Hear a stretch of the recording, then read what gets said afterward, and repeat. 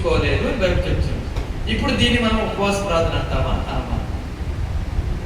అంటాం. ఎందుకని? ఎలాగని? అంటే భోజనం మానేస్తే ఉపవాస ప్రార్థన అంటావా? అతనికి చూపు లేదు, వాళ్ళందరూ కూడా వచ్చి తినిపిస్తున్నా కూడా వద్దు అంటున్నాడు. ఇప్పుడు దీన్ని ఉపవాస ప్రార్థన అనగలమా? దీన్ని మనం ఉపవాస ప్రార్థన అనొచ్చు. ఎందుకంటే అతడు ఏం చేస్తున్నాడో కింద వచనాలు రాయబడింది. అదే ప్రాంతంలో, దమస్కు అనే ప్రాంతంలోనే ఒక శిష్యుడు ఉన్నాడు. అతని పేరు అననీయ. అతనితో దేవుడు దర్శనంలో మాట్లాడుతూ అననీయని పిలిచాడు. అననీయ అన్నాడు, ఏంటి ప్రభా, నేను ఇక్కడ ఉన్నాను చెప్పండి అంటే, ఇదిగో తిన్ననిది అనబడి ఒక వీధి ఉంది కదా, ఆ వీధిలో ఒక వ్యక్తి ఉన్నాడు అన్నాడు. ఎవరు ప్రభా అంటే, ఆ వ్యక్తి పేరు సౌలు.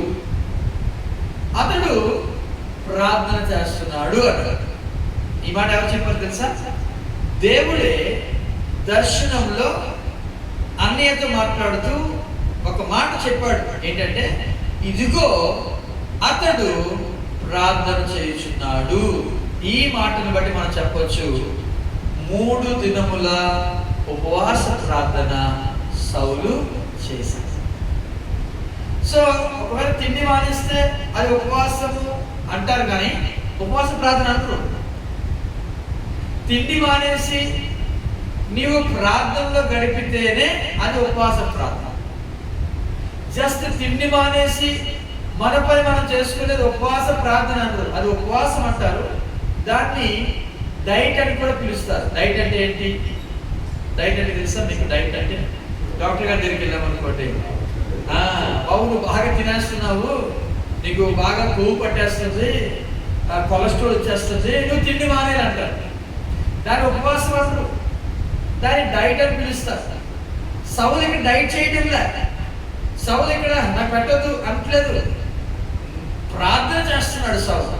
వాళ్ళు దగ్గరికి వచ్చేసరికి, భోజనం వచ్చేసరికి అతను ప్రార్థన చేస్తున్నాడు. దేవునికి ప్రభువా నా పరిస్థితి ఏంటిలాగా అని ప్రార్థన చేస్తున్నాడు. అంటే ఉపవాసము లేదా ఉపవాస ప్రార్థన అనేది ఎక్కడ ప్రారంభం అవుతుందంటే బ్రోకెన్ లైఫ్ తో ప్రారంభం అవుతుంది. అంటే ఒక వ్యక్తి విరిగిపోతేనే ఉపవాస ప్రార్థనకు వస్తాడు.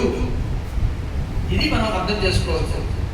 ఎందుకు చాలా మంది ఉపవాస ప్రార్థన అంటే ఇష్టపడటం లేదంటే వారు విరగలేదు, వారి జీవితాలు సాఫీగా ఉన్నాయి, వారు సుఖంగా ఉన్నారు, వారు చక్కగా తింటున్నారు, వారు చక్కగా పడుకుంటున్నారు. వారి జీవితంలో అన్ని కూడా ఎలా జరుగుతున్నాయి తెలుసా? సక్రమంగా జరుగుతున్నాయి. ఇప్పుడు చెప్పండి, వారికి అవసరం ఉపవాస ప్రార్థన? అవసరం లేదు. మరి ఎవరికి ఉపవాస ప్రార్థన? ఎవరైతే విరిగిపోయారో, ఎవరైతే నలిగిపోయారో, ఎవరైతే బాధలను బట్టి, వేదనను బట్టి. చూడండి ఇక్కడ సౌలు ఎలా విరిగిపోయాడంటే చూపు లేదు. అతను చూడాలనుకున్నా చూడలేకపోతున్నాడు. ఎన్ని రోజులు తెలుసా? 3 దినాలు కన్నులు తెరుస్తున్నాడు కానీ అతడు చూడలేకపోతూ ఉన్నాడు. ఇప్పుడు అతని యొక్క హృదయం ఏమైంది? విరిగిపోయింది, గుడ్డివాడు అయిపోయాడు. ఒక గుడ్డివాడి యొక్క వేదన ఎవరికి అర్థమవుతుంది తెలుసా? గుడ్డివాడికి అర్థమవుతుంది, మనకు అర్థమవుతుంది. మనం ట్రై చేసిన అయ్యో పాపం అంటాం తప్ప అతని యొక్క బాధ ఏంటో మనకి ఎప్పటికీ అర్థం కాదు. ఒకవేళ మనము అలా స్థితిలో ఎదుగుతేనే తప్ప. ఒక వ్యక్తి, ఒక స్త్రీ కానుకలో ఉందనుకోండి, గర్భవతిగా ఉంది. ఆ 9 నెలలు వచ్చిన తర్వాత తన యొక్క నొప్పులకు భరించలేక ఉన్నప్పుడు ఒక వివాహం కాని అమ్మాయి అక్కడికి వెళ్ళి, అమ్మాయి ఏం కాదు పర్వాలేదు అంటే ఎలా ఉంటుంది ఆవిడికి? నీకేం తెలిసిన బాధ? అదే ఒకవేళ పిల్లలను కన్న వ్యక్తి, ఆ స్త్రీ వెళ్ళి, అమ్మా ఏం కాదు, నేను కూడా 2 నెలలు వచ్చాను, నేను అది కొద్దిసేపు ఉంటే తట్టుకో, ఏం పర్వాలేదు ఏం పర్వాలేదు అంటే ఆ మాట ఎలా తెలుసా? ఒక ఆదరణ కలిగిస్తుంది. అలాగే ఈ గుడ్డివాడైన సౌలుకి అటువంటి బాధ ఎవరికి అర్థం కాదు. అతనికి హృదయం విరిగిపోయింది. అతడు చాలా వేదనతో ఉన్నాడు, చాలా భయంకరమైన పరిస్థితిలో ఉన్నప్పుడు ఇప్పుడు అతని హృదయాంతరంగం నుండి వచ్చేది తెలుసా? ఉపవాస ప్రార్థన. ఒక రాణి తను ఎప్పుడు కూడా ఉపవాసం ఉండలేదు, తను ఎప్పుడు కూడా ఉపవాస ప్రార్థన చేయలేదు. రోజు తింటుంది, త్రాగుతుంది, చక్కగా సంతోషంగా ఉంటుంది. ఒకరోజు ఉపవాస ప్రార్థన చేయాలనిపించింది. ఎందుకు? ఆమె హృదయం విరిగిపోయింది. ఎలా విరిగిపోయిందంటే ఒక వ్యక్తి శత్రువు రాజ్యంలోకి వచ్చి రాజుగారి యొక్క ఉంగరం చేత ఒక తాకీదు రాయించి ఆ తాకీదులో పలానా వ్యక్తులు చంపేయాలి అని రాశాడు. ఆ వ్యక్తులు ఎవరు? యూదా ప్రజలు. యూదా ప్రజలందరినీ కూడా చంపేయాలి. అందులో ఈ రాణిగారు కూడా యూదురాలే, ఈమెను కూడా చంపేయాలి. ఈ విషయం తెలిసినమో నన్ను చంపేస్తారా, నా ప్రజలు చంపేస్తారా అన్న గొప్ప వేదన హృదయంలో నిండిపోయినప్పుడు మొర్దెకై అంటది, అయ్యా మీరు నా కోసం ఏం చేయాలి, మీరు 3 దినాలు ఉపవాసం ఉండండి. నేను దేవుని దగ్గర ఉపవాసం ఉండి ప్రార్థన గడుపుతాను. ఏమైంది? తన హృదయము విరిగిపోయింది. ఉపవాస ప్రార్థన ఎవరు కూడా సింపుల్ గా చేయరు.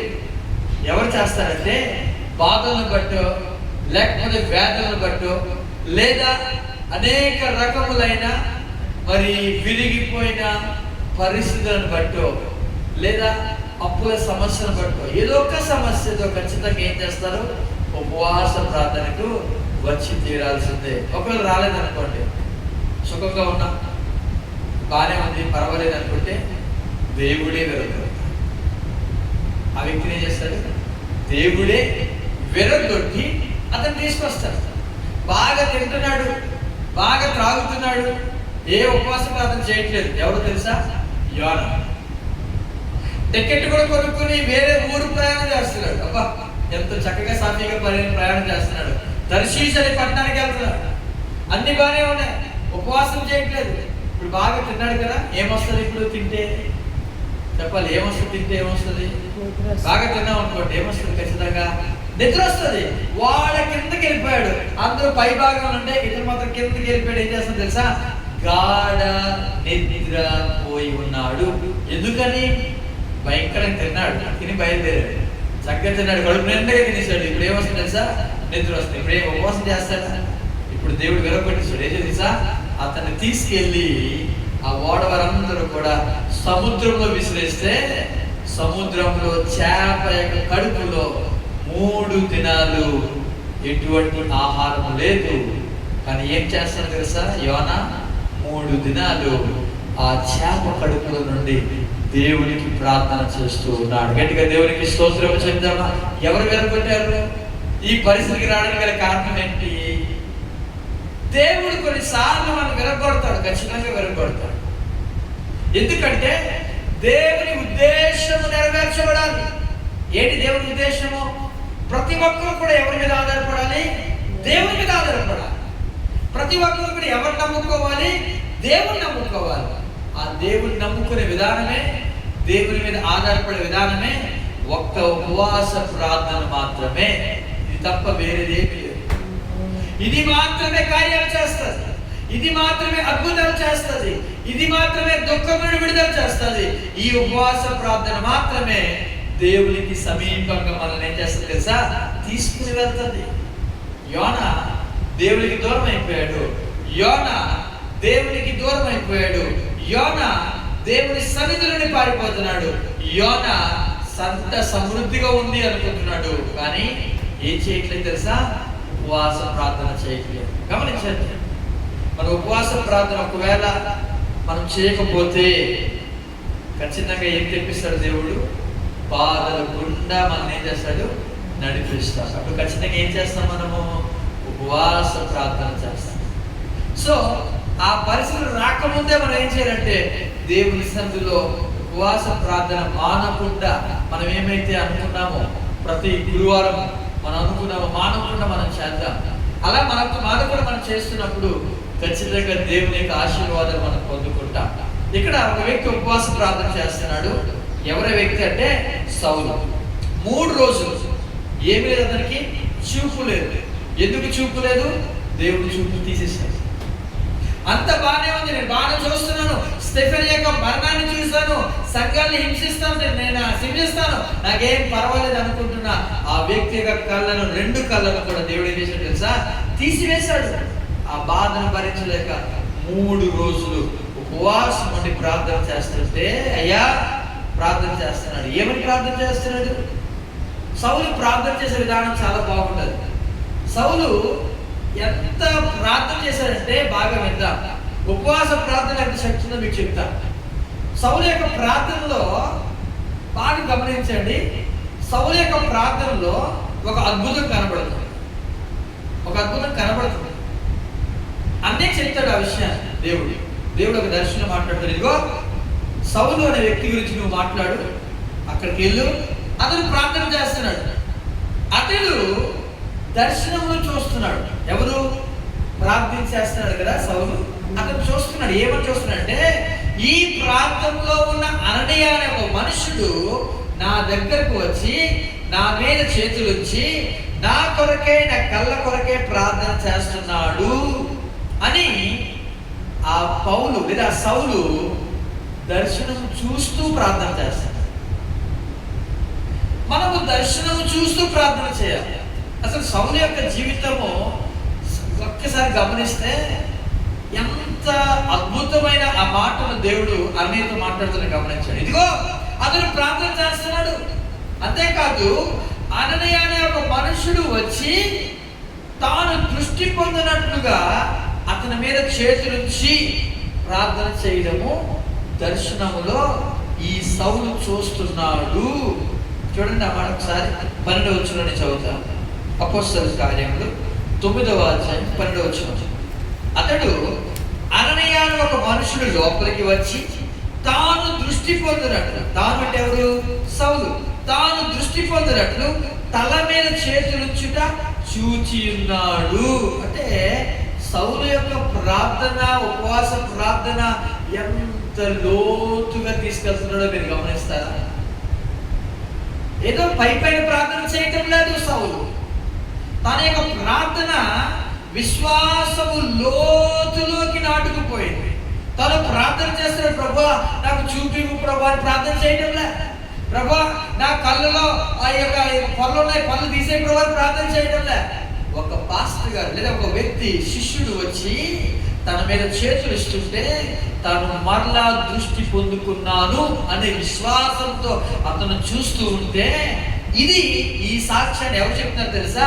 స్వయంగా దేవుడే అన్నయ్యతో మాట్లాడుతున్నాడు. ఇదిగో సౌలు దగ్గరికి వెళ్ళు, సౌలు 3 రోజులు ప్రార్థన చేస్తున్నాడు. ఆ 3 రోజులు ఒకే దర్శనం చూస్తున్నాడు. ఏంటి దర్శనమో? అన్నయ్య అనే మనుషుడు వస్తున్నాడు, అతడు నా మీద చేతులు వేస్తున్నాడు, నా కళ్ళు తెరవబడ్డాయి, నేను చూస్తున్నాను అని ఈ యొక్క దర్శనములో విషయాన్ని దేవుడు అన్నయ్యతో మాట్లాడుతున్నాడు. చూసారు? ఈరోజు మన ప్రార్థనలు ఉన్నాయి. మనం ఉపవాస ప్రార్థన చేస్తున్నప్పుడు ఎలా చూడాలంటే ఒక దర్శనంతో చూడాలి.